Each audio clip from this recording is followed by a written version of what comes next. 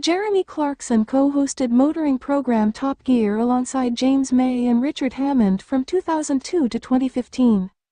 A crew member who worked behind the scenes on Top Gear has revealed what Jeremy Clarkson is really like.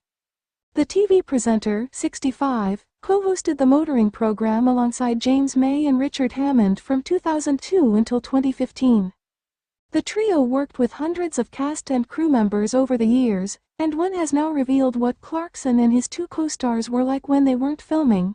Taking to Reddit, a social media user said, "A really good friend of mine is a camera operator on the Grand Tour and operated on Top Gear from 2008 to 2017. He always said Jeremy, James and Richard have always been exceptionally kind to the crew, which says a lot.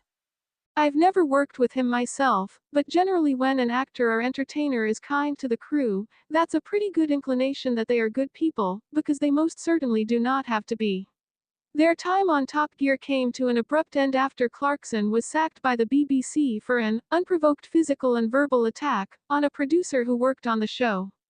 May and Hammond quit shortly after their co-star's departure, revealing they came as a package. Opening up about the incident, May, 62, admitted it was unfortunate, but believes it didn't mean their time on the show needed to end.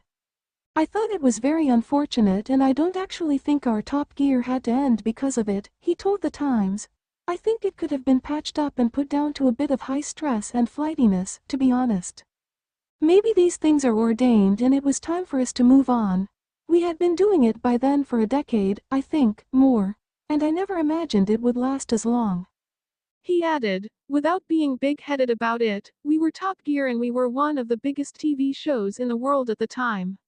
It was quite an intense environment and it's not entirely surprising that it occasionally went off the rails.